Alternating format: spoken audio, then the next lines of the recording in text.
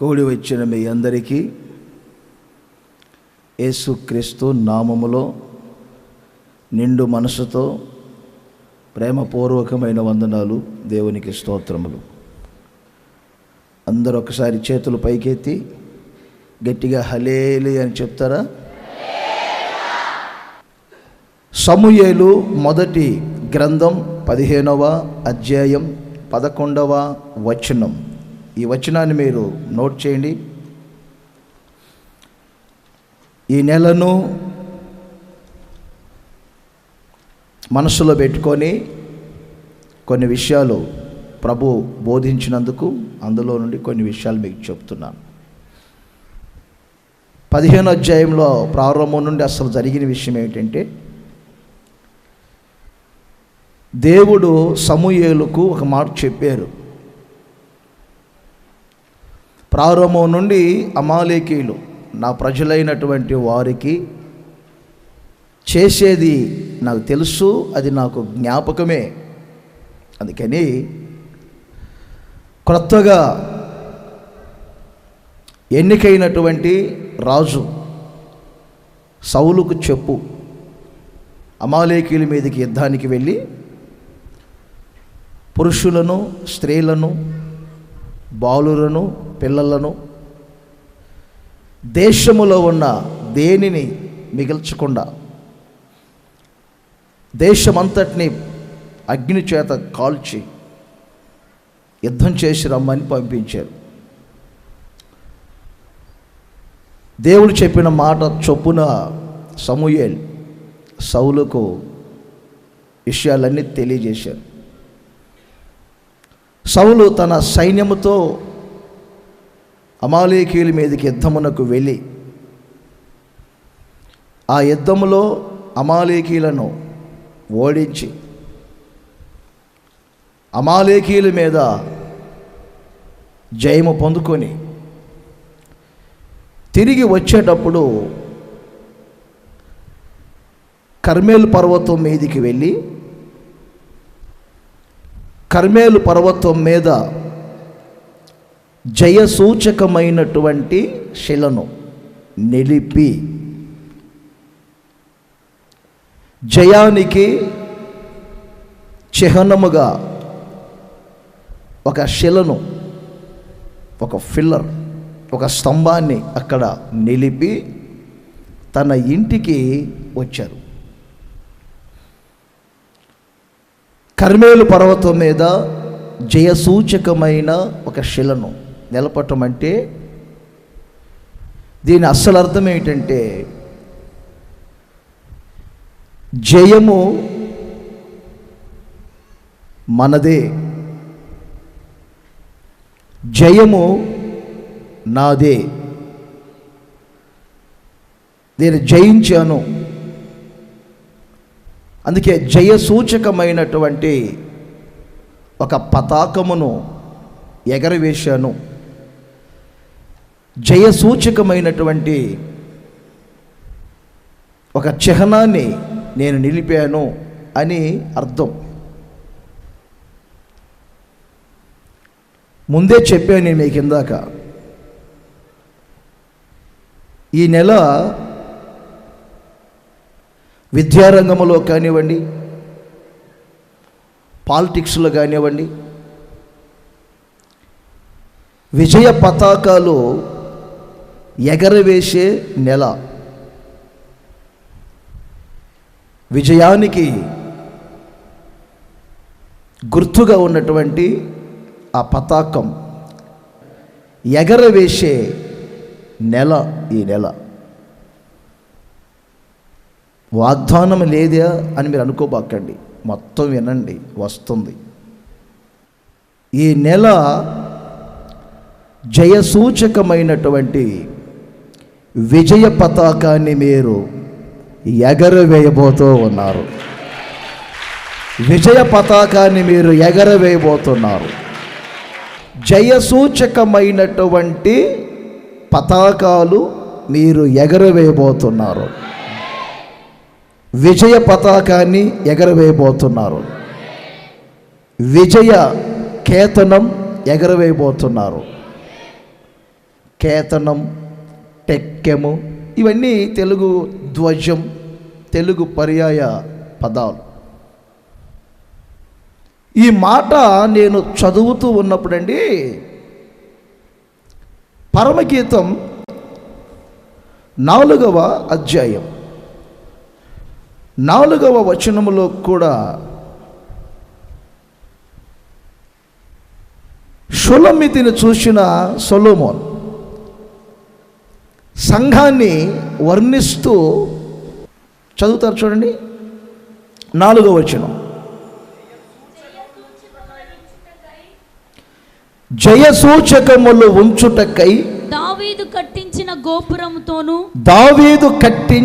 గోపురముతోను 1000 డాలులను శూరుల కవచములన్నిటినీ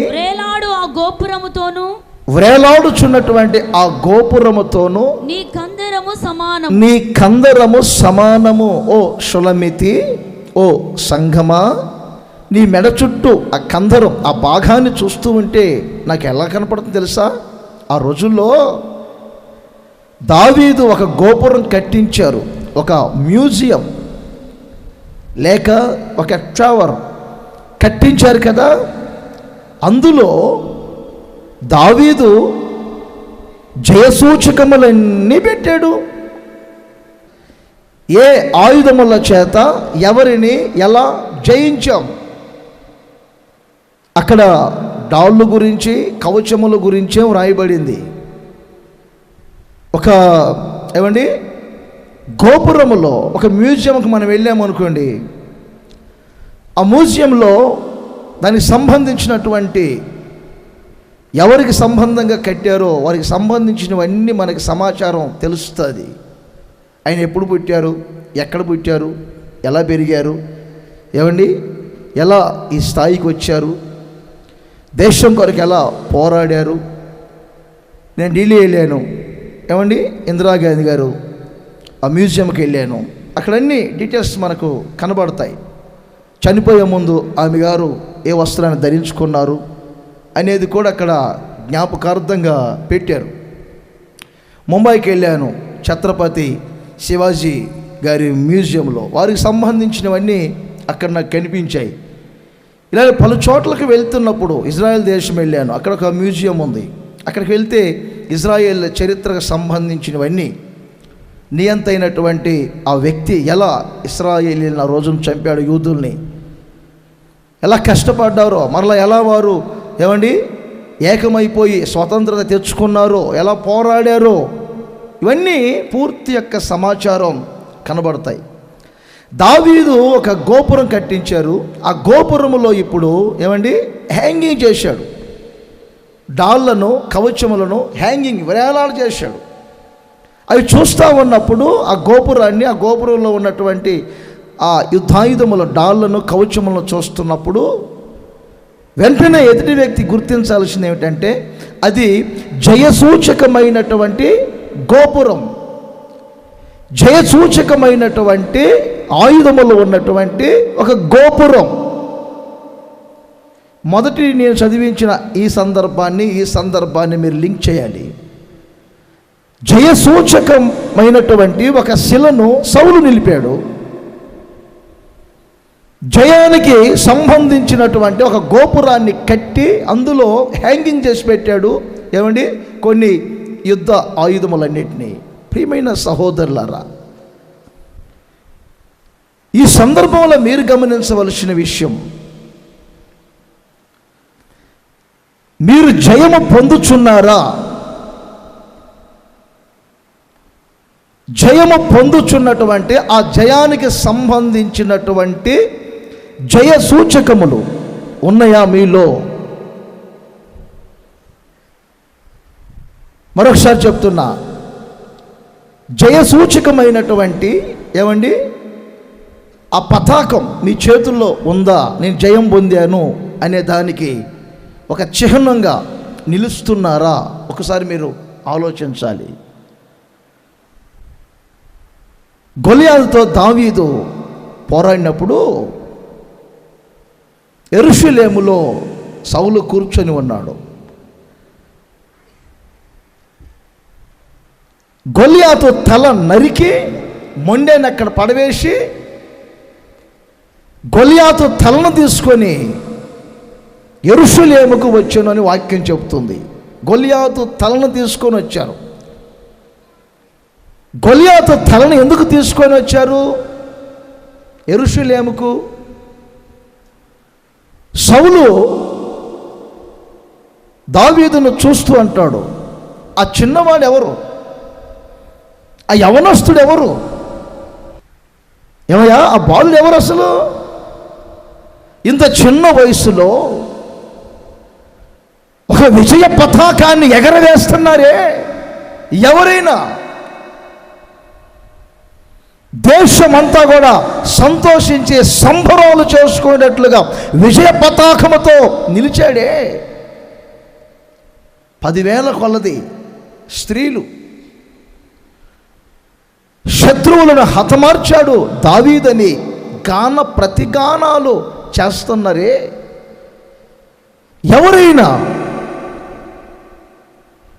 జయాన్ని నేను పొందాను అనుటకు ఒక జయ సూచకం మీలో ఉండాలి. నేను జయాన్ని పొందాను, జయము నాదే, అందుకే ఇదిగో కర్మేలు పర్వతం మీద జయ సూచకమైనటువంటి ఒక పతాకాన్ని నేను ఎగరవేస్తున్నాను. పూర్వకాలములో, పూర్వం కాదండి, ఈ మధ్య ఇరాన్ మీదికి కొన్నిసార్లు అమెరికా వారు దాడి చేశారు. ఆఫ్ఘనిస్తాన్ దేశం మీద కూడా దాడి చేశారు. కారణం ఏంటంటే అక్కడ నియంతల పాలన జరుగుతుంది. చూశారు, తర్వాత యుద్ధం చేశారు. ఆ దేశాల మీద యుద్ధం జరుగుతున్నప్పుడు ఏమండి, యుద్ధానికి వెళ్ళి అమెరికా సైన్యం వారి దేశపు జాతీయ జెండాని తొలగించి అమెరికా ఏమండి జాతీయ జెండాని నిలబెట్టి వచ్చారు. దీని అర్థం ఏంటి? జయము మాదే, ఆ హుస్సేన్ గారిని చంపేశాం, ఎక్కడో భూమిలో అండర్ గ్రౌండ్లో దాక్కున్న ఎలుకను పట్టుకున్నాం, ఇక మీరు నియంతల పాలనలో ఉండొద్దు, మీకు స్వేచ్ఛనిస్తున్నాం, స్వతంత్రంగా బ్రతకండి అని అమెరికా జాతీయ జెండాని ఎగరవేసి వచ్చారని న్యూస్లో కొంతమందికి జ్ఞాపకమే ఉంటుంది. మీరు విజయ పతాకాన్ని ఎగరవేస్తున్నారా? విజయానికి చిహ్నంగా ఉన్న ఆ పతాకం, ఆ శిలను మీరు నిలబెడుతున్నారా? ఈ మే నెల నా దేవుడు మిమ్మల్ని విజయ పతాకాన్ని ఎగరవేసేటట్లుగా ప్రభువు మార్చునుగాక. ఇంకోసారి చేతులు ఊపుతూ చెప్పండి, గట్టిగా చెప్పండి. విజయోత్సవముతో దేవుడు మిమ్మల్ని ఊరేగించునుగాక. ప్రతి స్థలములో, ప్రతి విషయములో విజయోత్సవముతో నా దేవుడు మిమ్మల్ని ఊరేగించునుగాక. జయధ్వజము ఎత్తబోతున్నారు మీరు, జయధ్వజము ఎత్తబోతున్నారు మీరు. టెక్కెములను ఎత్తిన సైన్యముగా మార్చబడబోతున్నారు. టెక్కెములను ఎత్తిన సైన్యము వలె మీరు ఇతరులకు కనబడబోతున్నారు. పిడికెళ్ళు బిగించండి, అందరి చేతుల పైకి ఇలా పిడికెళ్ళు బిగించండి. బిగించు, జయము మనదే అన్నాడు గట్టిగా. అను, జయము నాదే, జయము మనదే. జయ జెండాలు పట్టుకొని తిరగబోతున్నారు. ఈ నెలంతా జయ జెండాలు పట్టుకొని తిరగబోతున్నారు. నిజమే, గెలిచిన వాళ్ళేమో జై జెండాలు పట్టుకొని తిరుగుతారు 23వ తేదీ. చెప్పండి, ఓడిపోయిన వాళ్ళేమో విన్నారండి, ప్రజలిచ్చిన తీర్పుకు మేము అంగీకరించుచూ ఉన్నాము, ఏమైనా సరిదిద్దుకునే విషయాలుంటే సరిదిద్దుకుంటాము. మంచి మార్కులతో పాస్ అయిన వాళ్ళు ఏం చేస్తారు చెప్పండి? స్వీట్ బాక్సులతో వస్తారు రాజన్న గారి దగ్గరికి.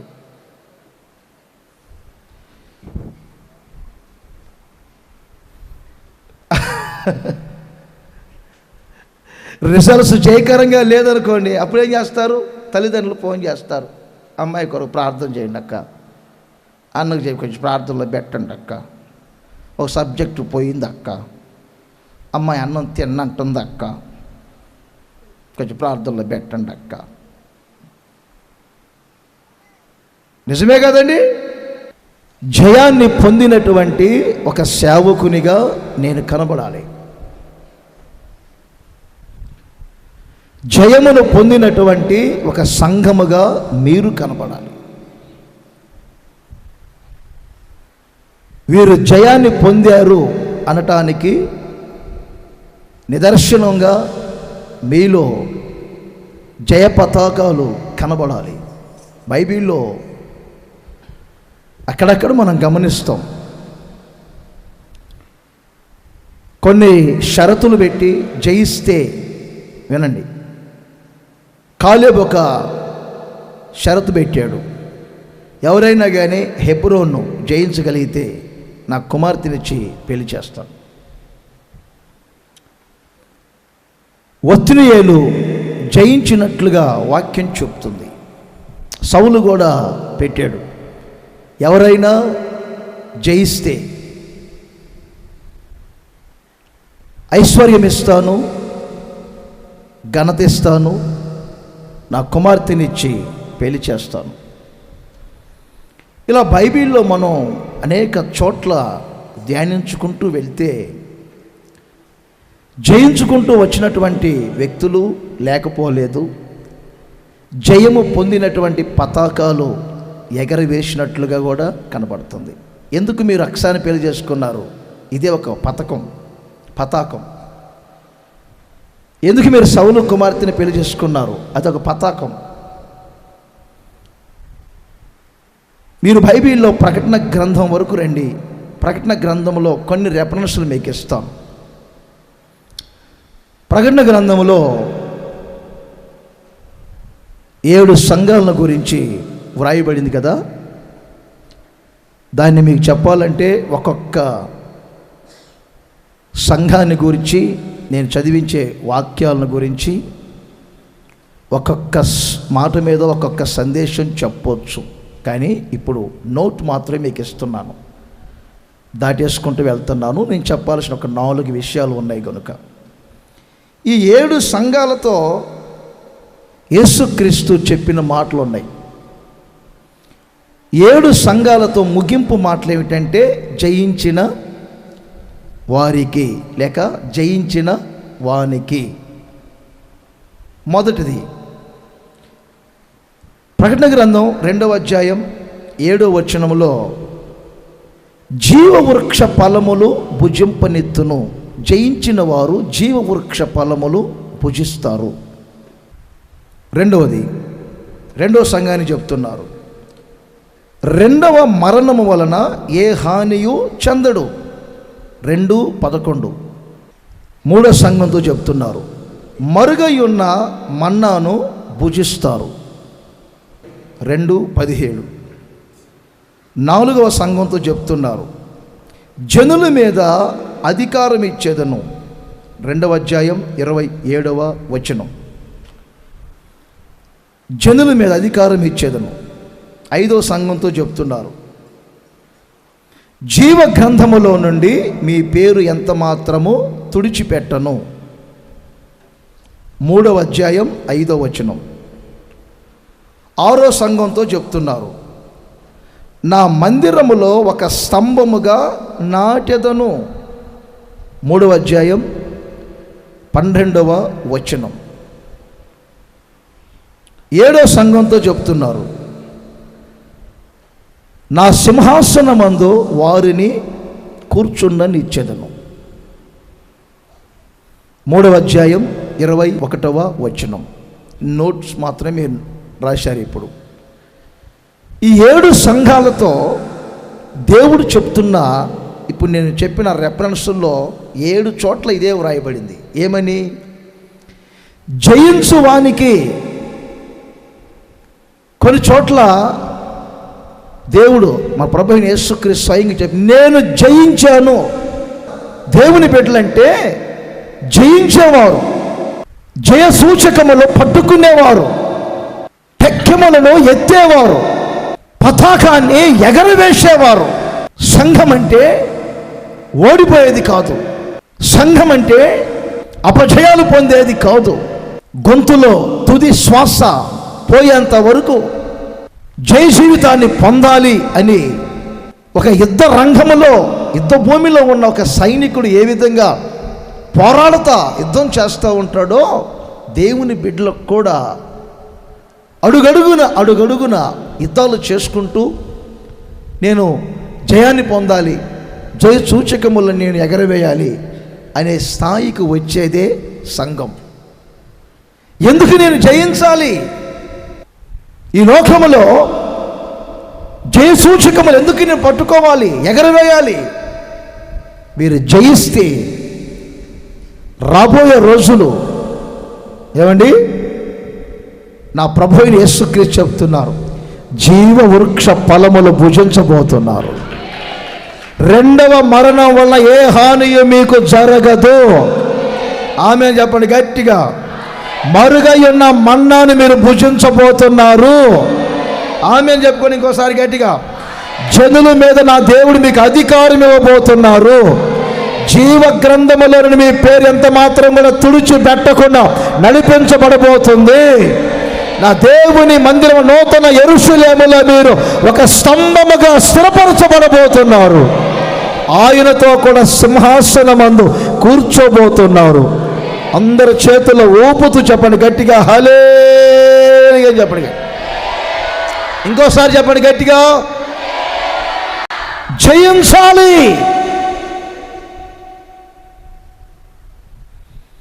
జయము పొందాలి. చాలా రోజుల క్రితం ఒక సందేశం చెప్పినట్లుగా నాకు గుర్తుంది. యేసు రక్తము చేత, దేవుని వాక్యము చేత, ఆత్మ చేత ఇలా జయాన్ని పొందుకుంటూ వెళ్తాము అనే విషయాలు పంచుకున్నాను.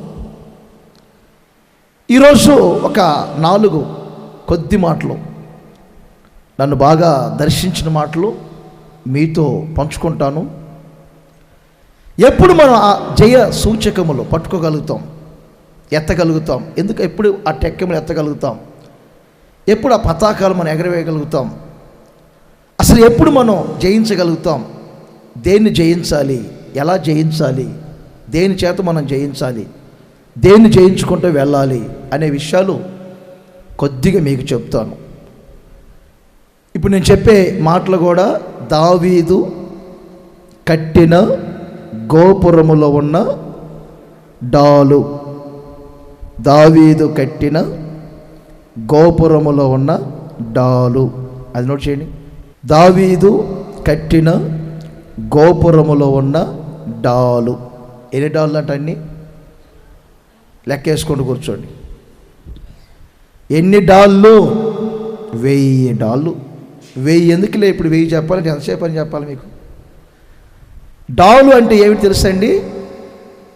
ఎఫెసీ పత్రిక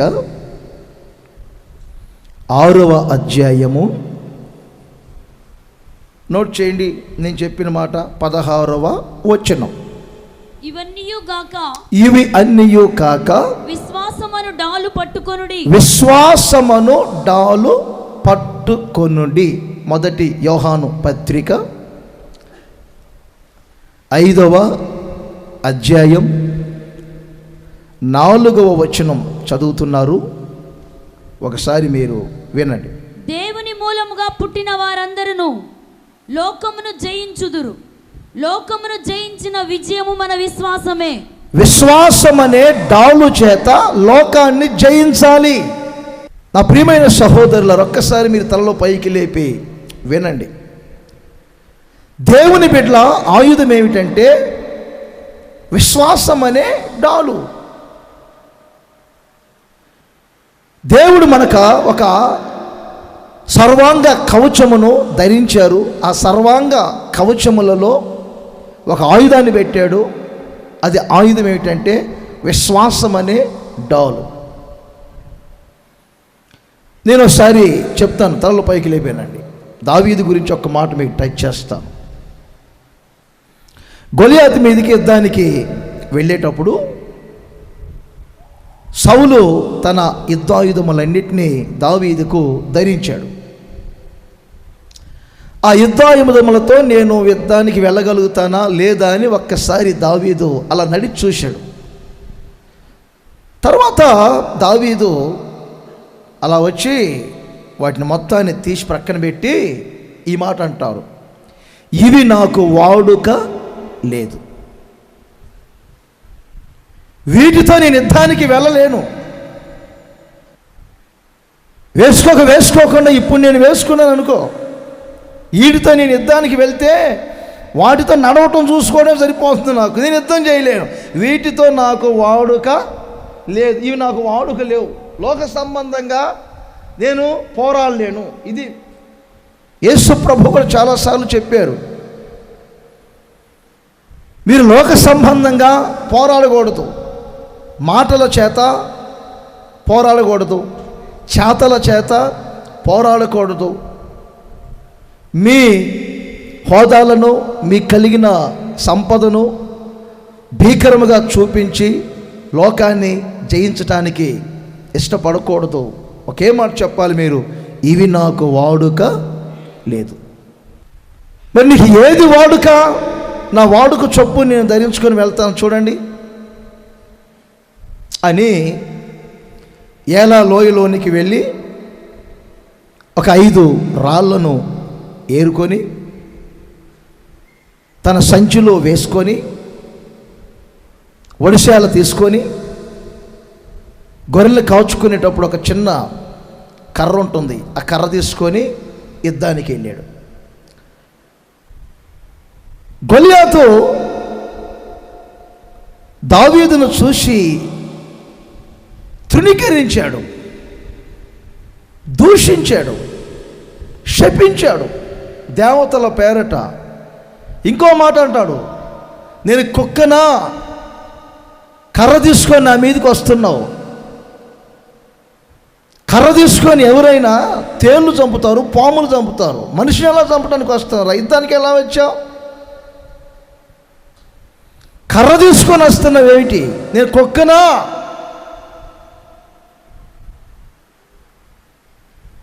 ఒక చేతి కర్ర తీసుకొని ఒడిశాల తీసుకొని దావీదు యుద్ధ భూమిలో అడుగు పెట్టారు. నేను ఖచ్చితంగా అతన్ని జయిస్తాను, ఇశ్రాయేలీలో ఉన్న నిందను నేను తొలగిస్తాను, ఆ సున్నతి లేని ఫిలిష్తీయుడి యొక్క రంకెల్ని నేను ఆపగలుగుతాను అని చెప్పగలిగాడంటే దావీదు ఏ ఉద్దేశంతో యుద్ధానికి వెళ్ళాడు ఒక్కసారి మీరు ఆలోచన చేయండి. ఇది మనకి ఏం తెలియచేస్తుంది?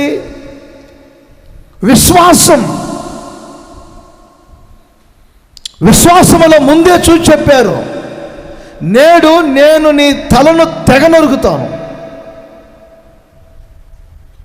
దేవుని పేరట నేను వస్తున్నాను, ఇశ్రాయేలీయుల నిందను నేను తొలగించబోతున్నాను.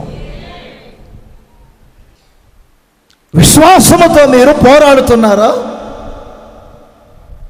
విశ్వాసం అనే డాలును మీరు చేతపట్టుకున్నారా? అందుకే దావీదు జయసూచకములు ఉంచుటకు ఒక గోపురాన్ని కట్టినప్పుడు ఆ గోపురములో ఈ డాలును హ్యాంగింగ్ చేసి పెట్టాడు, అంటే తగిలించి పెట్టాడు. వచ్చిన వాళ్ళందరూ ఈ గోపురాన్ని చూడాలి, ఇక్కడికి వచ్చినటువంటి అందరూ ఆ గోపురాన్ని చూడాలి, ఈ గోపురంలో ఉన్నటువంటి ఈ జయసూచకము డాలును చూడాలి. దావీదు ఖడ్గాలతో పోరాడలేదు, దావీదు మాటలతో పోరాడలేదు, దావీదు విశ్వాసముతో పోరాడారు. చేతులు ఊపుతూ చెప్పండి గట్టిగా.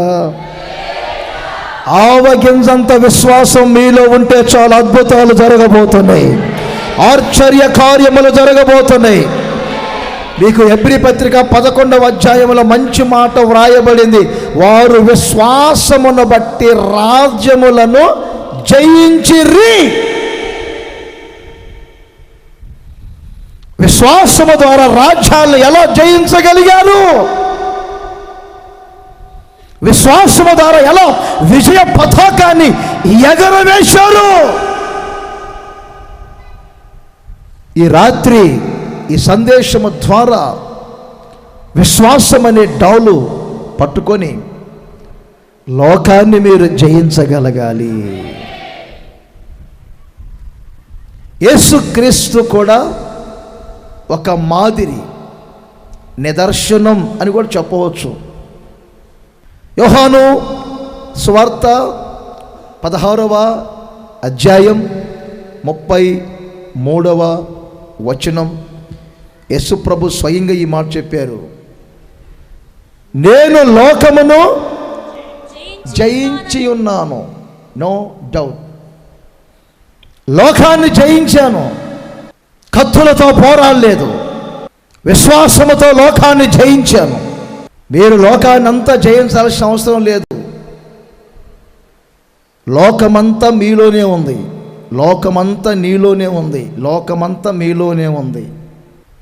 కొన్ని మాటలు మనం గమనించాలి. లోకమును జయించడం అంటే ఏమిటి? లోకం అంటే ఏమిటి? విన్నారా? ప్రకాశం జిల్లా దాటిన వాళ్ళు కూడా ఉన్నారు, ఒంగోలు దాటిన వాళ్ళు కూడా ఉన్నారు.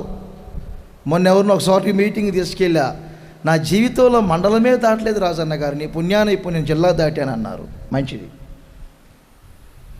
లోకం అంటే ఏమిటండి? యోహాను వివరించాడు కదండి తన పత్రికల్లో. ఒకటి శరీరాశ, 2 నేత్రాశ.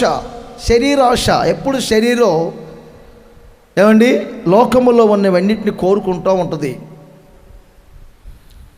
ఎప్పుడు శరీరం ఏం ధరించుకోవాలి, ఏం తినాలి అని ఎప్పుడు ఏమండి ఎదురు చూస్తూ ఉంటుంది, జాగ్రత్త పడాలి.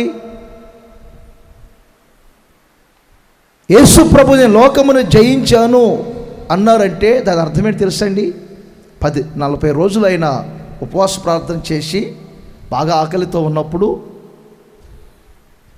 తెలుసుగా మీకు, సాతాను వచ్చి ఈ రాళ్ళను మీరు రొట్టెలుగా చేసుకొని తినండి,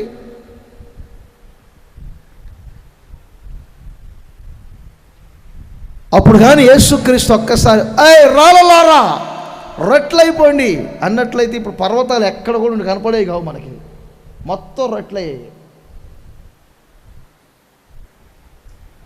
లోకమంతా మునిగిపోయేది.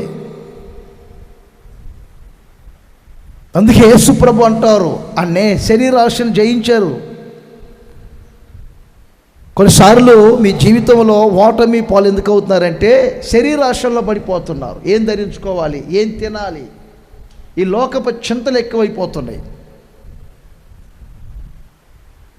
ఈ లోకపు చింతల్ని మీరు జయించలేకపోతున్నారు. అది మీ జీవితంలో గెలిచే పరిస్థితులు వచ్చినాయి, జాగ్రత్త పడాలి.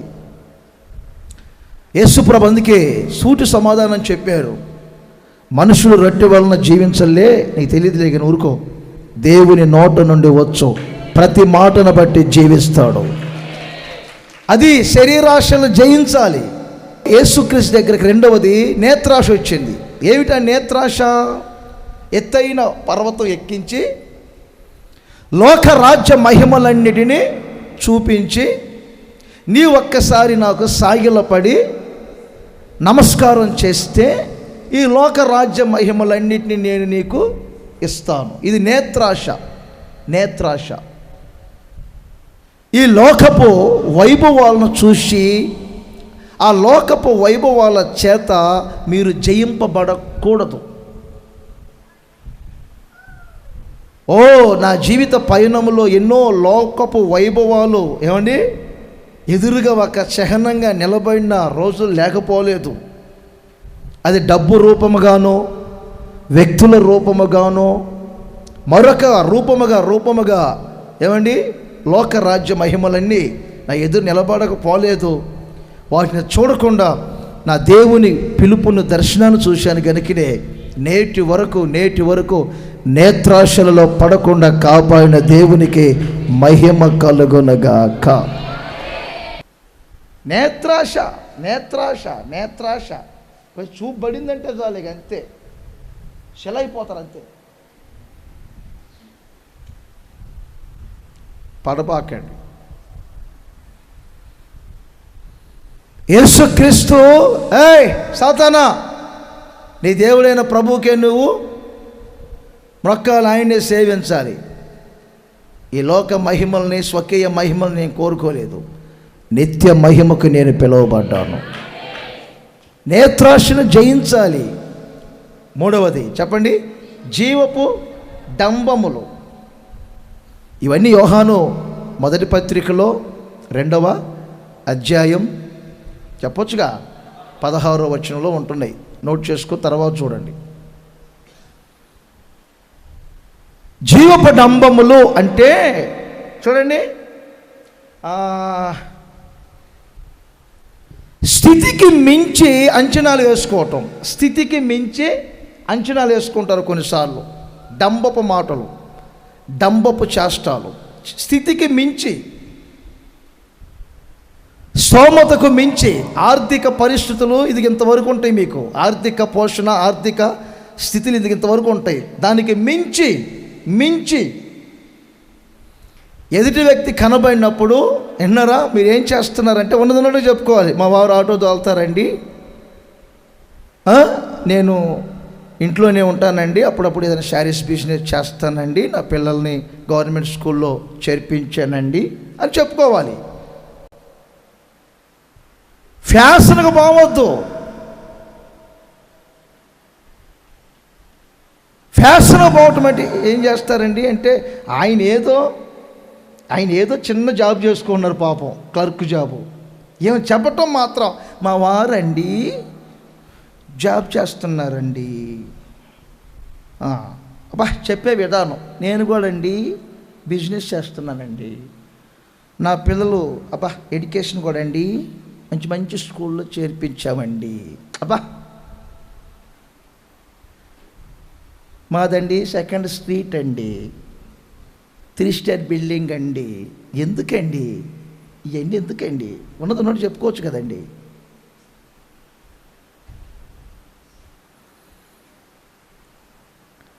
మాట్లాడితే మాత్రం ఈ హామాన్ ఏమంటాడు తెలుసా?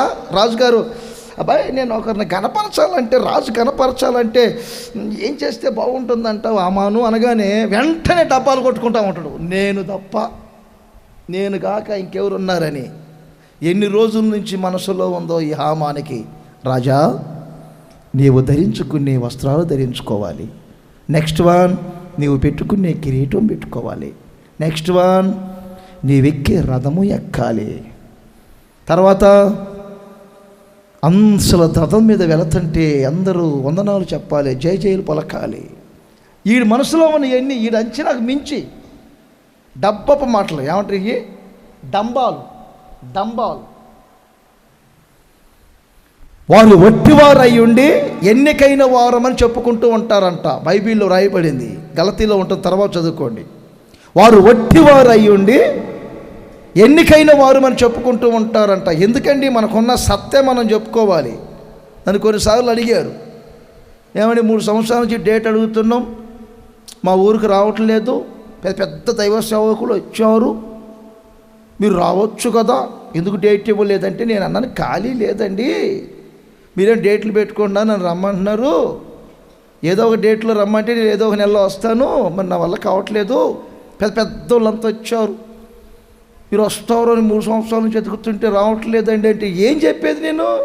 నేను అన్నాను, పెద్దోళ్ళు వచ్చి ఉంటారు కదండి, నేను అంత పెద్దోని కాదండి, నేను ఏదో హోసన్నా మినిస్ట్రీస్లో వాక్యం చెప్తూ, హోసన్నా మినిస్ట్రీస్లో ఉపదేశాలు చెప్తూ, హోసన్నా మినిస్ట్రీస్లో సేవకులు కొన్ని ఆలోచనలు చెప్తూ నడిపించబడే దైవ సేవకునే కానీ నేను ప్రపంచవ్యాప్తంగా తిరిగే సేవకుని కాదు. నేను ప్రపంచవ్యాప్తంగా తిరిగి ప్రపంచవ్యాప్తంగా కనపడే సేవకుని అయితే సూటేసి బూటేసి రోజు విమానాల్లో తిరిగేవాడిని. నేను ఆ సేవకుని కాదు బాబు. ఇక్కడ చెప్పేది కూడా లైవ్ పెట్టేవాడిని, రకరకాలు చేసేవాడిని. నేను మా మినిస్ట్రీలో ఏదో వాడపడుతున్నాను, 4 మాటలు చెప్తున్నాను, ఖాళీ సమయంలో ఎవరైనా పిలుస్తుంటే వెళ్తాను, కానీ మీరు అనుకున్నంత గొప్ప సేవకుని నేను కానే కాదు, ఉన్నదే చెప్పుకుంటున్నాను.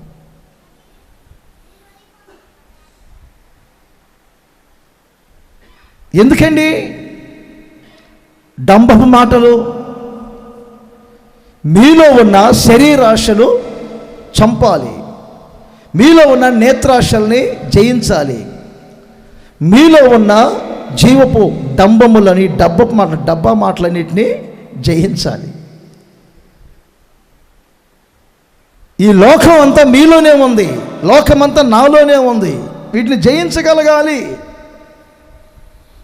నాలుగవ ఒక విషయం ఉంది. లోకములో ఉన్నదంతా శరీరాశ, నేత్రాశ, జీవపు డంబం అంటూ యేసు ప్రభుని గురించి బాప్తిస్మం ఇచ్చు యోహాను ఈ మాట అంటాడు, లోక పాపమును మోసుకొని పోయే దేవుని గొర్రెపిల్ల అన్నారు. అంటే నాలుగవది, లోకము అంటే పాపం. లోకములో ఉన్నది శరీరాశ, నేత్రాశ, జీవపు డంబములు. లోకములో ఉన్నది పాపం. యేసు నామములో మీరు శరీరాశలు జయించుదురుగాక, యేసు నామములో నేత్రాశలు జయించుదురుగాక, యేసు నామములో జీవపు డంబాలను జయించుదురుగాక, యేసు నామములో పాపాన్ని జయించాలి, పాపాన్ని జయించాలి, పాపాన్ని జయించాలి.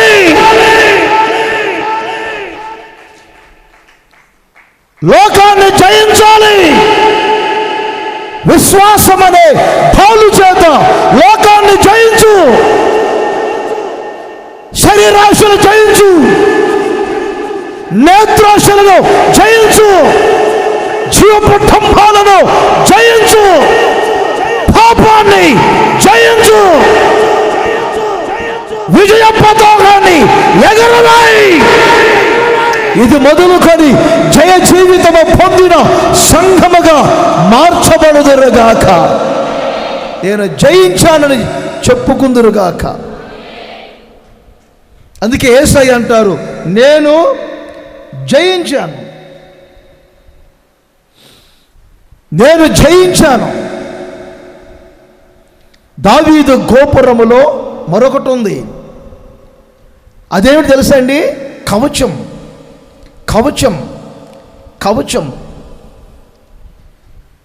రొమ్మున ధరించుకునేది కవచం. రొమ్ము భాగాన్ని మొత్తాన్ని ఏమండి, సర్వాంగ కవచం వేరు. ఏమండి, ఒక రొమ్మును మాత్రం ధరించుకొని శరీరం అంతటిని కప్పేది, శత్రువుల దాడి నుండి తప్పించేది ఏమండి కవచం. తెస్సలోనిక మొదటి పత్రిక 5వ అధ్యాయం మీరు 8వ వచనాన్ని కూడా గమనించగలిగితే ఇక్కడ ఏమండి, ఒకటి డాల్ను గురించి మాట్లాడాం, రెండవది కవచం గురించి అక్కడ మాట్లాడుతున్నారు. చూడండి, డాలుని కవచాన్ని అక్కడ రెండు కలిపాడు. చూడండి ఏమన్నా తెలుసా అండి? విశ్వాసమును ప్రేమ అను కవచమును ఏమండి, కవచమును ధరించాలి. ప్రేమ అనే కవచాన్ని ధరించాలి. ప్రేమతో జయించాలి. యేసుక్రీస్తు ప్రేమతో జయించారు. పగతో కాదు లోకాన్ని జయించింది, ప్రేమతో జయించారు.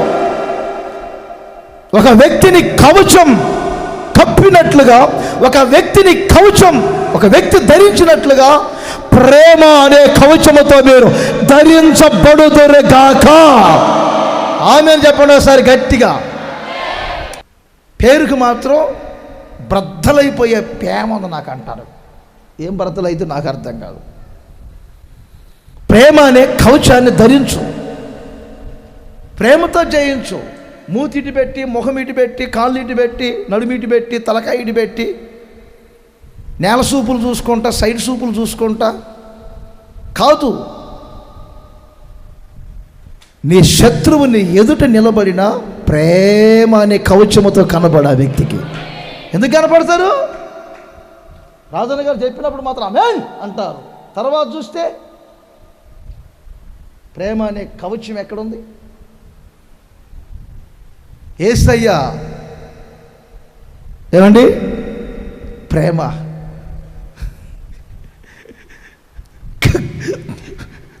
అప్పగించేవాడు ఎదురుగా వస్తే నవ్వుతున్నాడు. రాయోదా, నువ్వు చేసే పని త్వరగా చేయరు, పర్లేదు యోదా రా. చూడండి, ఇది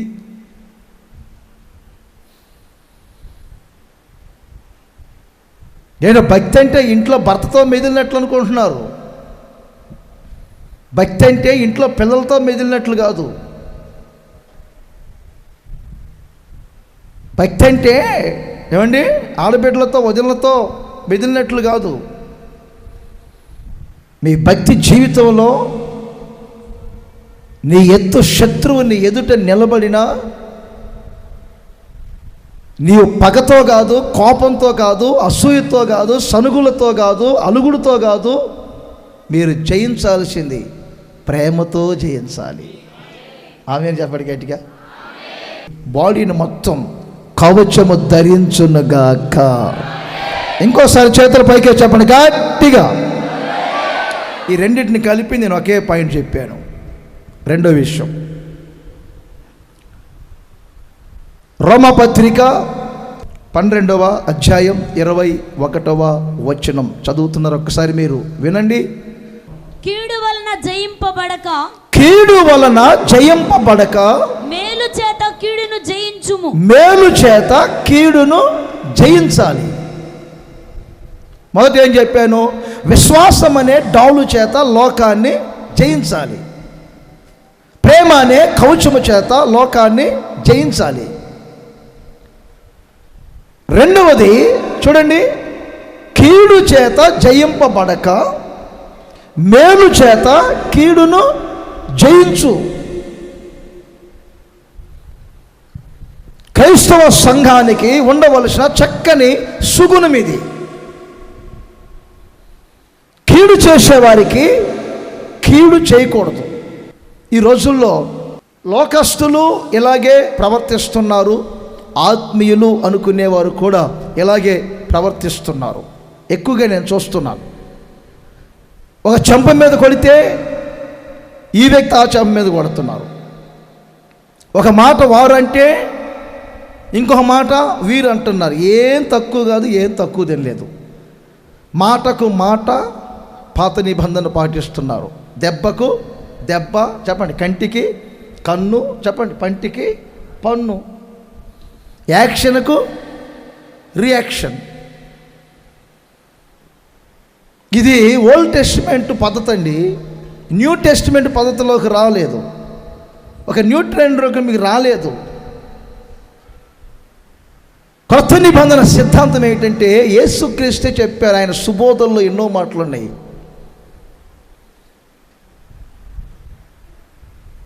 నీతిమంతుల మీదనో అనీతిమంతుల మీదనో తన నీతి సూర్యుని ఉదయింపచేయట్లేదా? మిమ్మల్ని ప్రేమించిన వారినే మీరు ప్రేమిస్తే, మీకు వందనం చెప్పిన వారికే మీరు వందనం చెప్తే మీలో ఉన్న గొప్పతనం ఏముంది? మీలో ఉన్న శ్రేష్టత ఏముంది? వారు సదింపులు ఇచ్చారు, మీరు సదింపులు ఇచ్చారు. చెంబుకు చెంబు, కాగు కాగు, బిందెకి బిందె, గ్లాసు గ్లాసు. ఇంకా ప్రత్యేకత ఏముంది అని యేసయ్య అంటారు, మీ శత్రువులను కూడా మీరు ప్రేమించండి. మిమ్మల్ని హింసించే వారి కొరకు మీరు ప్రార్థన చేయండి అనండమ్మా. మిమ్మల్ని హింసించే వారి కొరకు మిమ్మల్ని చెప్పండి. ఇంక హింసిస్తే ప్రార్థనాత్మ ఎక్కడ వస్తుంది? హింసించకముందే కొంతమందికి మూతి ఇటు ముఖం ఇటు పెట్టుకుంటారు. కొంతమంది భర్త గారికి హింసించడం ప్రారంభించడం, అప్పటికే ఇటు అటు పెడతారు మూతి. ఇంకా హింసిస్తే ప్రార్థనాత్మ ఎక్కడొచ్చింది? మిమ్మల్ని వీరేదైనా హింసించక మునిపే యాక్షన్ బయలుదేరుతుంది. ఇంక హింసిస్తే ఇంకెక్కడుంటారు? యేసు ప్రభు చెప్పిన సుబోధలన్నింటిని ప్రక్కన పెడుతున్నారా? నేను కొన్ని మీరు చేసుకొని చెప్పగలుగుతాను. ఏ వ్యక్తితో కూడా నా జీవితంలో పగ పెంచుకున్న రోజు లేదు. ఏ వ్యక్తితో కూడా శత్రుత్వం పెంచుకున్న రోజు నాకు తెలియదు. కాని మాటలు పలికిన వాళ్ళని కూడా ప్రేమించాను. తెలిసి తెలియక నిందలేసిన వాళ్ళని కూడా ప్రేమించాను. గుండెలకు హత్తుకున్నాను. కీడు చేసేవారిని కూడా నిండు మనసుతో దగ్గర తీసుకుని హత్తుకున్నాను. దేవునికి తెలుసు. కారణం ఏంటంటే యేసయ్య నేర్పిన పాఠం ఇది. మీరు కీడును జయించాలంటే మేలు చేత జయించాలి. మీరు మేలు చేయండి, కీడును జయిస్తారు. మీ వారిలో ఒకవేళ కీడుందా, మీరు మేలు చేస్తూ కీడును జయించండి. మీ భార్యలో కీడుందా, మేలు చేసి కీడును జయించండి. పిల్లలు ఒకవేళ కీడు చేస్తున్నారా మీకు, మీరు వారికి మేలు చేసి ఆ కీడును జయించండి. మీకు ఇతరులు ఎవరైనా కీడు చేస్తున్నారా, వారికి మీరు మేలు చేసి కీడును జయించండి. కీడు వలన కీడును మీరు జయించలేరు. పగ ద్వారా మీరు జయించలేరు. కలహము ద్వారా జయించలేరు. యేసుక్రీస్తు ఒక శకపురుషుడని ఈ రోజున ఎన్నుకొని పెట్టినందుకు తెలుసండి. అసలు ప్రపంచవ్యాప్తంగా ఒక క్యాలెండర్ తయారు చేసేటప్పుడే కాలాన్ని రెండుగా విభజించాలని ఆలోచన చేసి ఒక వ్యక్తిని ఎన్నుకొని పూర్వం శకం వేరు చేద్దాం, విభజన చేద్దామని ఆలోచన చేసినప్పుడు అలెగ్జాండర్ అనే ఒక వ్యక్తిని ఎన్నుకున్నారు. ఏమండి, ఇంకా కొంతమంది రాజ్యాలను జయించిన వీరుల్ని ఎన్నుకున్నారు. యేసుక్రీస్తును చూశారు. వారు అనుకున్నది ఏంటి తెలుసండి? కత్తుల చేత రాజ్యాలను జయించారు వీరందరూ. ఈ మాసిపోయే చరిత్రలు, కరుణ చేత ప్రేమ చేత రాజ్యాన్ని జయించిన వాడు యేసుక్రీస్తు. కనుక ఆయన పెడితే బాగుంటుందని ఆలోచన చేస్తే ఆయన్ని కాలానికి మధ్యలో పెట్టి క్రీస్తు పూర్వం చెప్పండి, క్రీస్తు శకం అని విభజన చేశారు. నిజమే, యేసుక్రీస్తు మేలు చేసి ఏమండి కీడును జయించారు. ఎట్టి పరిస్థితుల్లో కూడా కీడుకు ప్రతి కీడు చేయకూడదు. దేవుని వాక్యం చెప్తుంది, కీడును మేలు చేత జయించాలి. మీ వ్యక్తిగత జీవితాల్లో, మీ కుటుంబ వ్యవస్థలో, సంఘ పాలనలో, పరిచర్యలో ఎందుకు ఈ రోజున కీడులు గుండా వెళ్తున్నారు? కీడును ఎందుకు మీరు రుచి చూస్తున్నారు? సువిశాలంగా అసాధ్యమైన కార్యాలన్నింటినీ సుసాధ్యపరుచుకుంటూ నడిపించబడవలసినటువంటి మీ జీవితంలో, మా వ్యక్తిగత జీవితంలో ఈ కీడు, మా కుటుంబ వ్యవస్థలో ఈ కీడు, మా భర్త గారిలో, భార్యలో, పిల్లల్లో, సమాజంలో, సంఘములో ఈ కీడు ఎందుకు ప్రవేశిస్తుంది? ఈరోజు ఒక పాఠాన్ని ప్రభు నేర్పుతున్నారు. ప్రియమైన సహోదరులరా, కీడుకు ప్రతి కీడు చేయకూడదు. కీడు చేత జయించబడక మేలు చేత కీడును జయించాలని వాక్యం చెప్తుంది. దీనికి మన ప్రభు అయిన యేసుక్రీస్తే ఒక మాదిరి, ఆయనే ఒక నిదర్శనం అని కూడా చెప్పాలి. ఎందుకంటే యేసుక్రీస్తు ఆయనకు కీడు చేసేవారికి కూడా మేలే చేశారు. ఆయన మేలు చేసి ఈ రోజున సర్వ ప్రపంచాన్ని జయించారు. లోకమంతా ఈరోజు యేసు ప్రభు దగ్గరికి రావటానికి కారణాలవి. ఎందుకు ఈ రోజున యేసు యొద్దకు అందరూ వస్తున్నారంటే ఆయన అందరికీ మేలు చేశారు కానీ కీడు చేయలేదు. ఈ భాగంలో నేను ఆదికాండం 50వ అధ్యాయం 20వ వచనాన్ని తెలియచేస్తాను. మనందరికీ బాగా పరిచయమైనటువంటి యోసేపు యొక్క చరిత్ర. ఈ వాక్యములో యోసేపే స్వయంగా చెప్తున్నారు తన సహోదరులకు. ఏమని చెప్తున్నారు?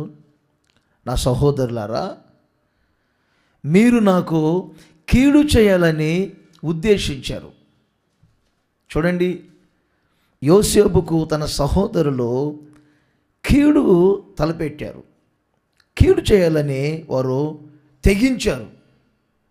అందుకే కదా యోసేపుని కొట్టి గుంటలో వేశారు. కఠినంగా యోసేపుని మిద్యానీయులకు అమ్ముకున్నారు. వారు తీసుకొని వెళ్ళి ఐగుప్తులో మార్కెట్లో పెట్టి ఒక పశువుని అమ్మినట్లుగా అమ్మారు. ఒక్కసారి ఆలోచన చేయండి.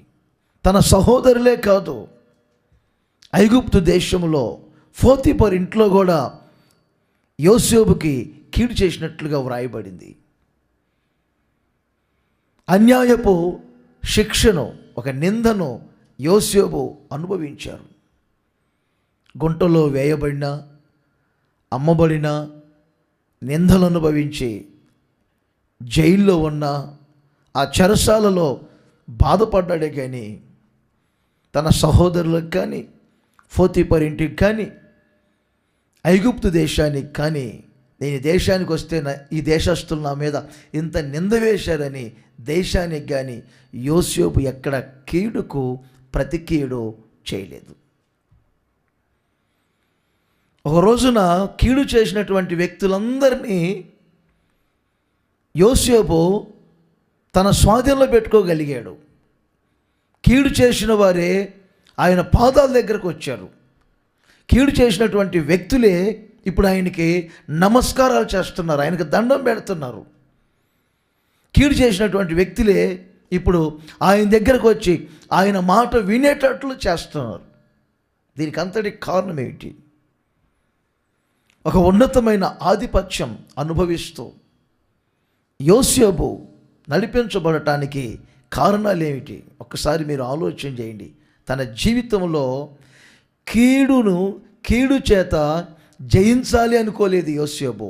కీడును మంచి చేత, మంచి చేసి కీడును జయించేటటువంటి ఒక చక్కని ఆత్మీయ అనుభవం యోసేపులో మనం చూడగలుగుతాం. మరి ఈ మాటలు వినుచున్నటువంటి మీ జీవితంలో కూడా ఇప్పటికీ ఇంకా కీళ్ళు గుండా వెళ్తున్నారేమో ఒక్కసారి మీరు ఆలోచన చేయండి. ప్రేమపూర్వకంగా చెప్తున్నాను, భార్యకు భర్త కీడుకు కీడు చేయకుండా మేలు చేత కీడును జయించండి. భర్తకు మేలు చేయండి, పిల్లలకు మేలు చేయండి, సంఘానికి మేలు చేయండి, సేవకులకు మేలు చేయండి. పూర్తిగా మీరు మేలు చేత కీడును జయించాలని వాక్యం చెప్తుంది. మరొక విషయాన్ని కూడా యేసు ప్రభు చెప్పారు, అది కూడా నేను మీతో పంచుకుంటాను. లూకా సువార్త 11వ అధ్యాయం 22వ వచనములో యేసు ప్రభు ఓ చక్కని ఆత్మీయ అనుభవాన్ని నేర్పించారు. గమనించండి. లూకా సువార్త 11వ అధ్యాయం 22వ వచనం. ఇక్కడ ఒక ఇంటిలో ఉన్నటువంటి ఒక బలవంతుని గూర్చి యేసు ప్రభు చెప్పారు. ఒక ఇల్లు ఉందండి, ఆ ఇంట్లో ఒక బలవంతుడు ఉన్నాడు. ఆ ఇంట్లో సకల ఆస్తులు ఉన్నాయి, సకల వ్యక్తులు ఉన్నారు. వాక్యం ఏమంటుందంటే, ఆ బలవంతుని వశములో, స్వాధీనములో ఆ ఇల్లు ఉంది. ఆ బలవంతుని స్వాధీనములో ఆ ఇంటి ఆస్తులు ఉన్నాయి. ఆ బలవంతుని వశములు ఇవన్నీ ఉన్నాయి. ఎందుకంటే ఆ ఇంటి వారిని ఆ బలవంతుడు జయించాడు. ఆ ఇంటిలో ఉన్న సమస్తం గనుక తన స్వాధీనంలో ఉంది. మరి వాక్యం ఏమంటుందంటే, యేసు ప్రభు చెప్పిన మాటలు, అతని కంటే బలవంతుడు ఒకడు. ఆ ఇంటిలో ఉన్న బలవంతుడి మీద పడి అతన్ని జయించి అతని సొత్తును, అతని ఆస్తుని, అతని సమస్తాన్ని కూడా ఈ జయించిన బలవంతుడు తన వశపరుచుకుంటాడని వాక్యం చెప్తుంది. దీన్ని కొంచెం మనం లోతుగా గమనిస్తే ఆ ఇల్లు ఎవరో కాదు, మీరే ఆ ఇల్లు, నేనే ఆ ఇల్లు. ఆ ఇంటిలో బలవంతుడు ఎవరో కాదు, పరిశుద్ధ గ్రంథమైన లేఖనముల ఆధారం ప్రకారం చెప్తున్నా, మీ ఇంట్లో బలవంతుడు ఎవరంటే మీ నోటిలో ఉన్న నాలుక బలవంతుడు. యాకోబు పత్రికలో 3వ అధ్యాయం 1 నుంచి యాకోబు ఈ నాలుకను గురించి కొన్ని విషయాలు వివరించుకుంటూ వచ్చారు. మీ తర్వాత అయినా చదువుకోవచ్చు ఆ విషయాలు. యాకోబు పత్రిక 3వ అధ్యాయంలో ఈ చక్కని విషయాలు వ్రాయబడి, నాలుకను ఏ నరుడు సాధుపరచలేడు. ఈ నాలుక మనలో చిన్న అవయమైనను అది బాగా అతిశయపడుతుందట. ప్రకృతి చక్రానికి చిచ్చులు పెడుతుంది. ప్రియమైన సహోదరులను మరొకసారి గమనించండి. సర్వ శరీరానికి మాలిన్యాన్ని కలగచేస్తుంది. ప్రకృతి చక్రానికి చిచ్చులు పెడుతుంది. నాలుక అగ్ని వంటిది. మన నాలుక ఏం చేస్తుందంటే మనలో ఉన్నటువంటి, మన శరీరములో ఉన్నటువంటి అన్ని అవయాలను, మన ప్రాణమును, ఆత్మను, శరీరమును మొత్తాన్ని కూడా ఒక బలవంతుడిగా ఉండి నాలుక తన స్వాధీనంలో ఉంచుకుంటుంది. అందుకే ఆ నాలుకను ఎవరు సాధుపరచలేదని యాకోబు అంటాడు.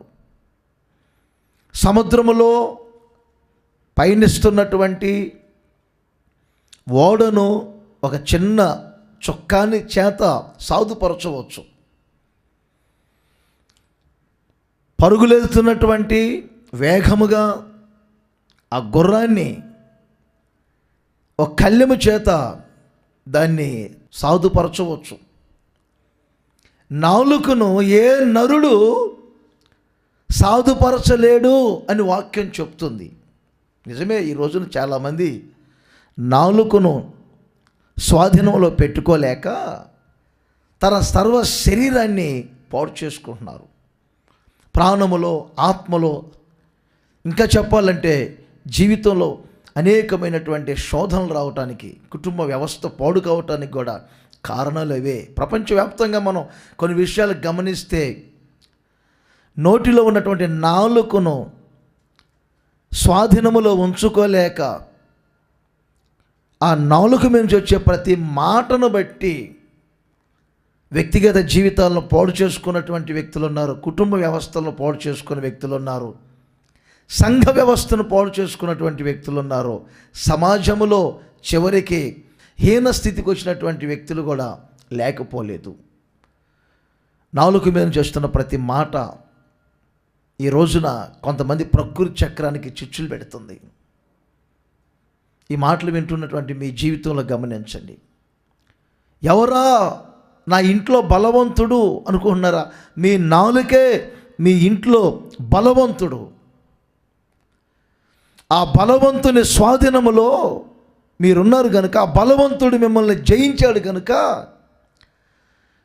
మీ జీవితంలో ఒక విజయ పతాకాన్ని ఎగరవేయలేకపోతున్నారు.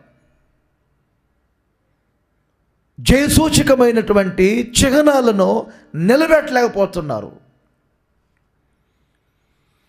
అందుకే ఆ నాలుక చెప్పినట్లుగా మీ సర్వ శరీరం మలచబడి నడిపించబడుతుంది. ఆ నాలుకకు బానిసలయ్యారు. చాలామందిని చూస్తూ ఉంటాను ఈరోజు నేను ప్రపంచవ్యాప్తంగా. మంచివారు, కానీ ఆ నాలుక చేత జయింపబడి శరీర కార్యాలకు చోటిచ్చి జీవితం నడిపించబడుతుంది. మరి యేసుప్రభు చెప్పిన మంచి ఉపమానం ఏంటి తెలుసా? అతని కంటే బలవంతుడు, అతని కంటే బలవంతుడు. ఈ నాలుకను ఏ నరుడు సాధుపరచలేడు అని చెప్తున్నారు కదా. మరి మనలోనికి మరొక బలవంతుడు రావాలి. మనలో బలవంతుడైనటువంటి ఆ నాలుకను వేరొక బలవంతుడు వచ్చి జయించాలి.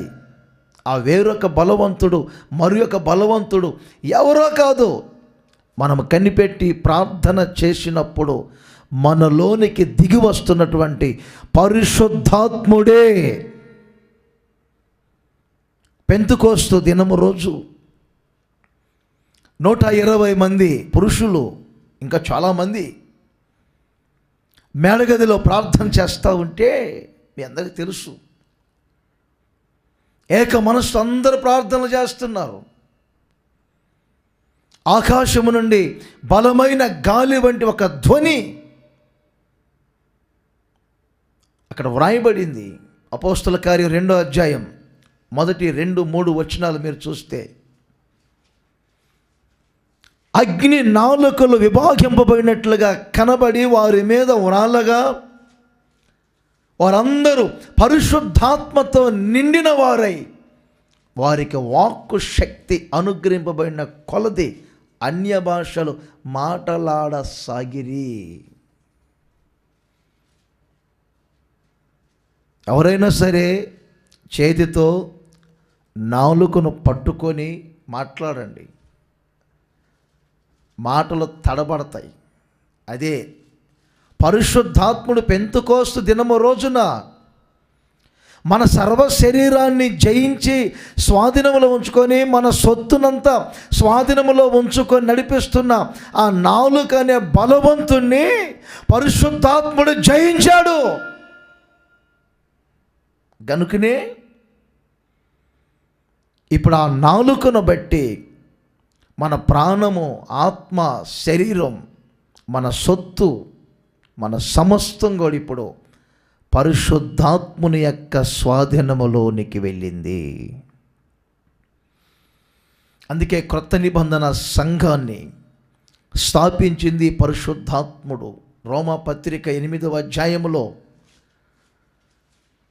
పౌలు చక్కని విషయాలు సంఘానికి బోధించారు. ఇక మీదట మీరు శరీరానుసారముగా నడిపింపబడక మీరు ఆత్మ చేత నడిపింపబడుదురు, దేవుని కుమారులుగా మార్చబడుదురు.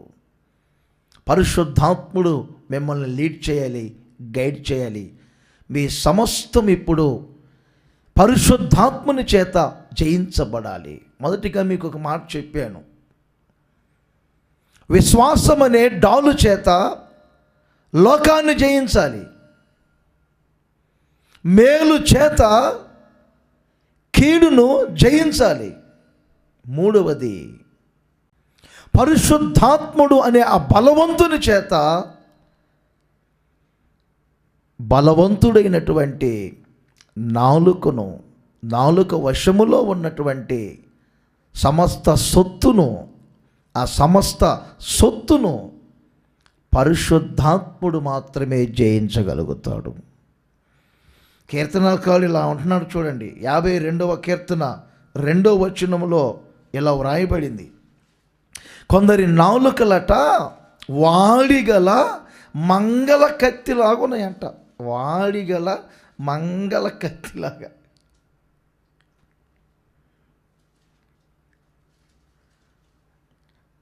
మీకు తెలుసా, కొంతమంది విశ్వాసులు ఏ కత్తులు తీసుకొని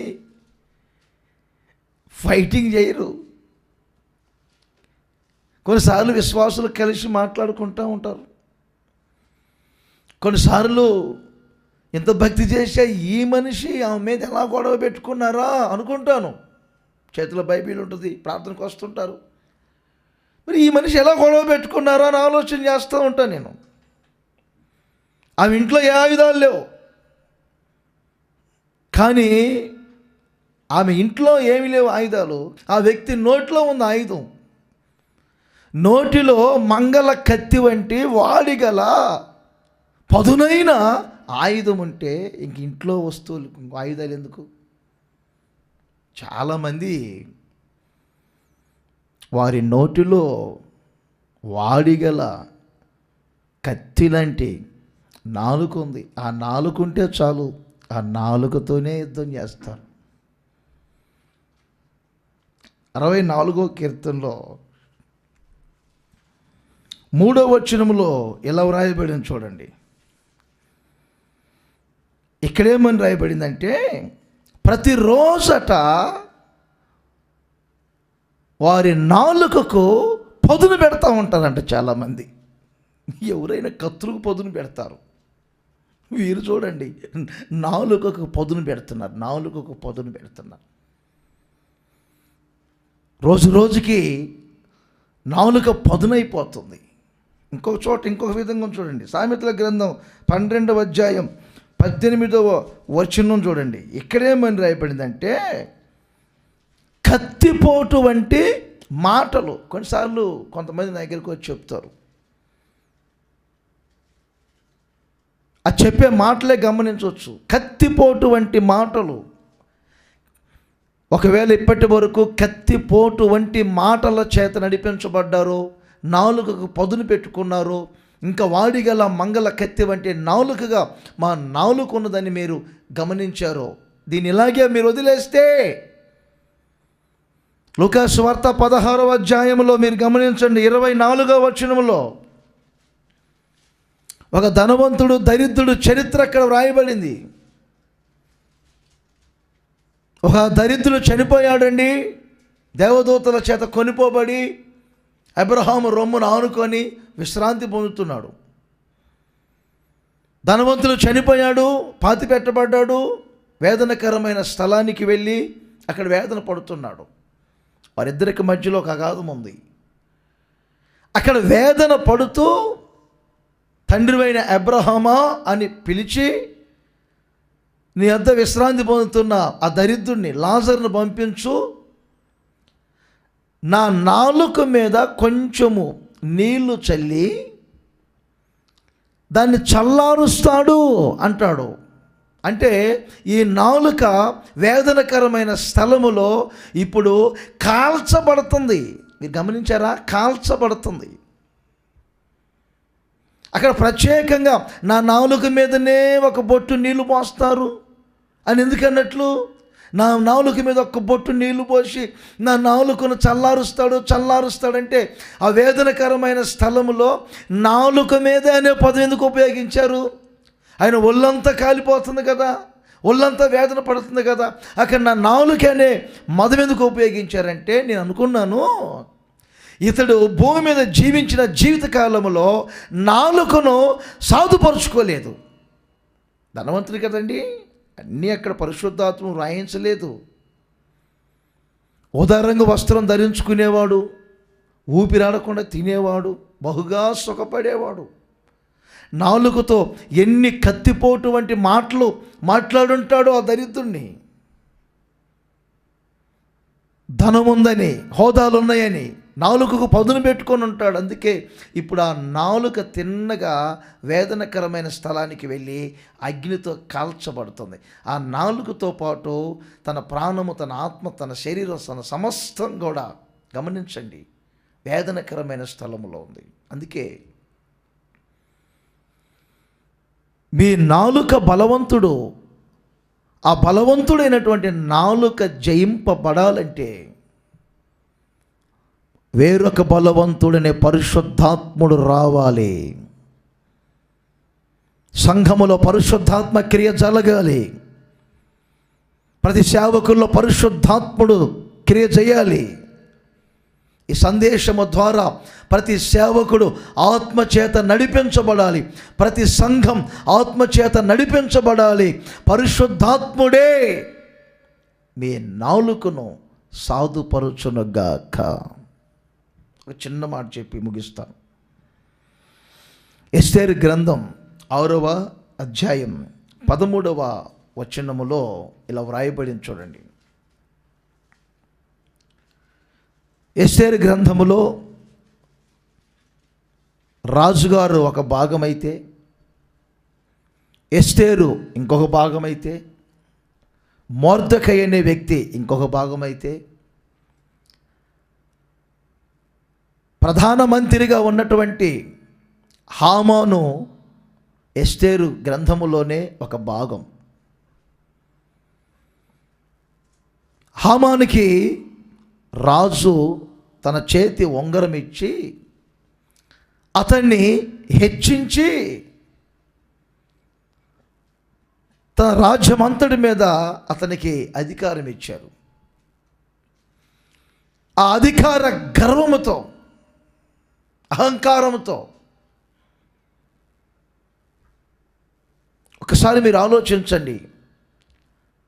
అక్కడ పనిచేస్తున్నటువంటి మొర్దెకై నాకు వంగాలి, నమస్కారం చేయాలి, నాకు దండం పెట్టాలి అని ప్రతిరోజు అతన్ని వేధిస్తున్నాడు, వెంటాడుతున్నాడు.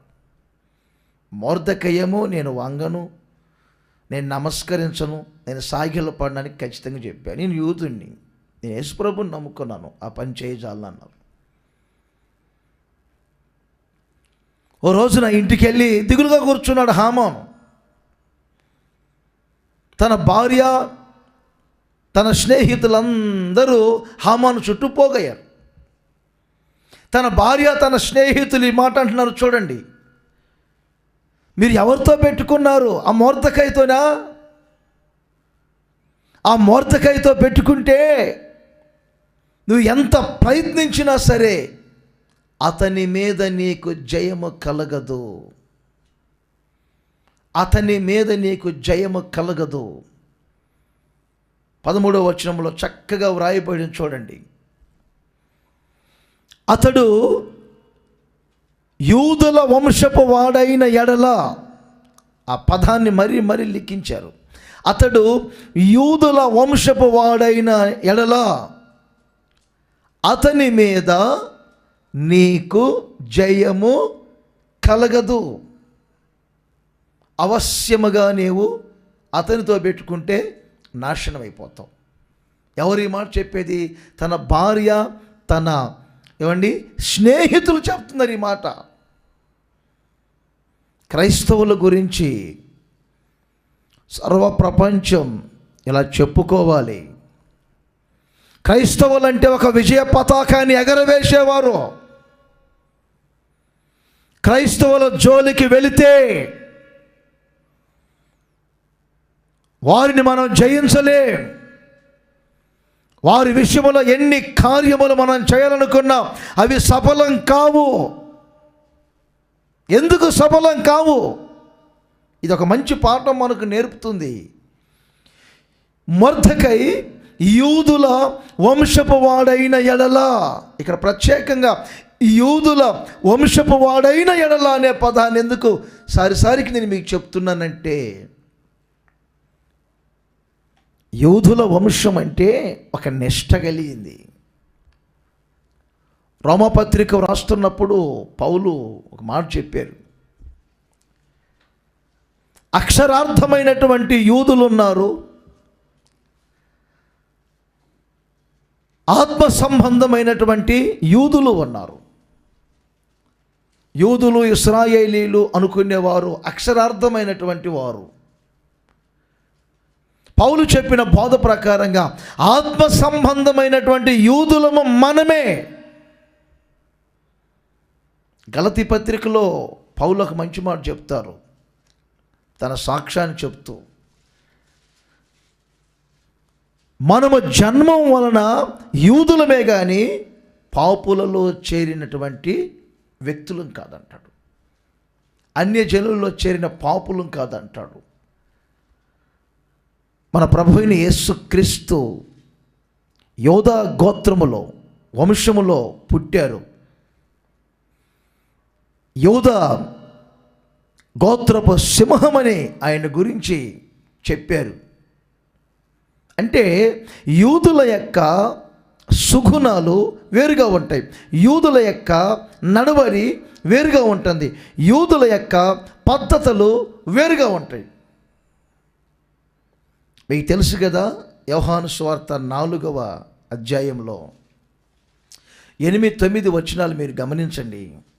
ఒకసారి యేసుప్రభు సమరయ మార్గంలో వెళ్తున్నప్పుడు సమరయ స్త్రీ సందర్భంలో ఆ స్త్రీ నీళ్ళు అడిగారు. ఆ స్త్రీ ఈ మాట చెప్తున్నారు చూడండి, మీరు యూదులు, మేము సమరయులం, మీరు మమ్మల్ని నీళ్ళు అడగటం ఏంటి? క్రింద ఒక మంచి మాట రాయబడింది, యూదులు సమరయులతో సాంగత్యము చేయరు. యూదుల వంశం కులం, ఒక క్యాస్ట్ అనే పదం ఎందుకు అక్కడ ఉపయోగించారంటే, ఆత్మ సంబంధంగా నేను చెప్తున్నాను, వంశం అనేది గుణాన్ని చూపిస్తుంటుంది, గుణాన్ని. యూదులు ఒక గుణం కలిగినటువంటి వ్యక్తులు, ఆ గుణ పద్ధతుల్లోనే ఉంటారు వారు. అందుకే యూదులు సమరయులతో సాంగత్యం చేయరు.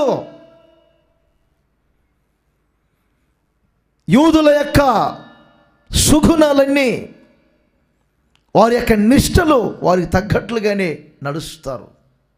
ఈ సందర్భంలో నా ప్రియమైన సహోదరులారా, మీ మీద మరొకటి జయము పొందకుండా మీరు ఇక మీదట విజయ పతాకాన్ని ఎగరవేయాలనుకుంటే, జయసూచకమైనటువంటి చిహ్నాలను నిలపాలని కోరుకుంటే, ప్రభు చెప్తున్నారు ఈ రోజున, మీరు యోధా వంశపు వారిగా జీవించాలి.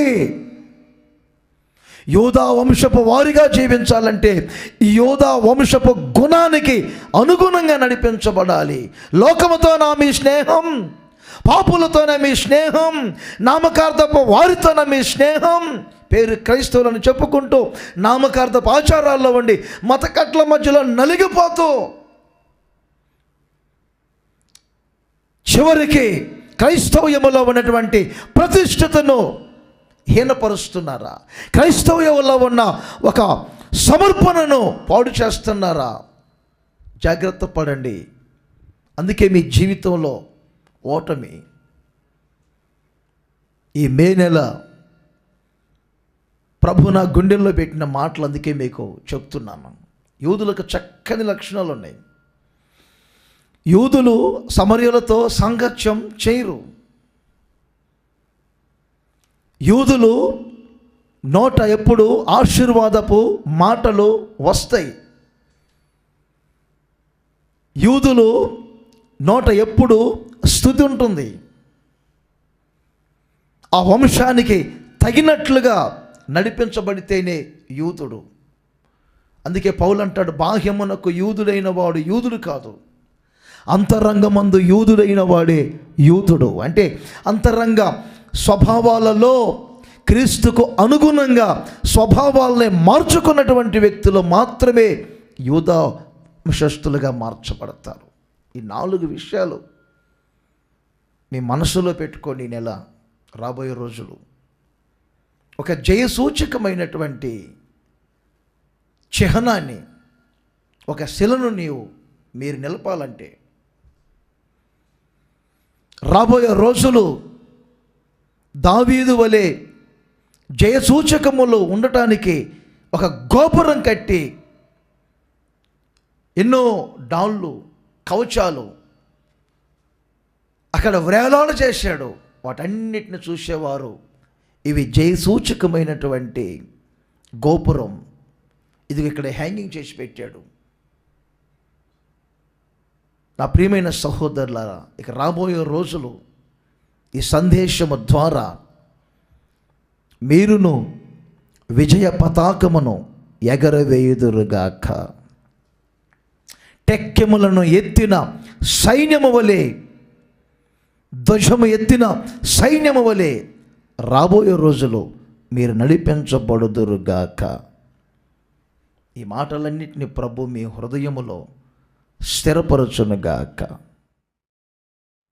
ప్రేమ స్వరూపి పరిశుద్ధుడు అయిన తండ్రి, గత నెలలన్నీ ఆరోగ్యకరమైన మీ రెక్కల నీడలో మమ్మల్ని భద్రపరుచుకున్నారు.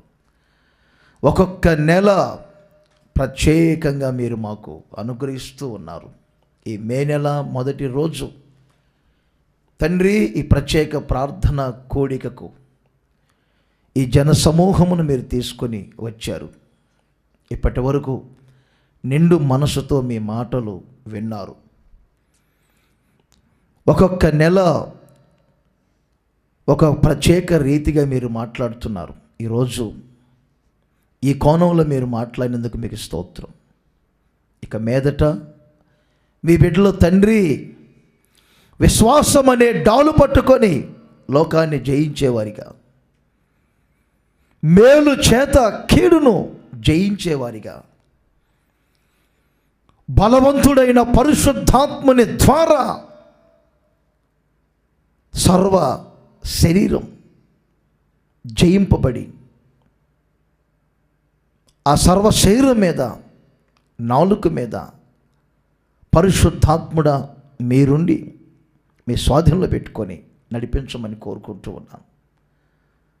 యోధా వంశపు గుణాలు కలిగి ప్రతి ఒక్కరూ నడిపించబడటానికి కృప చూపండి.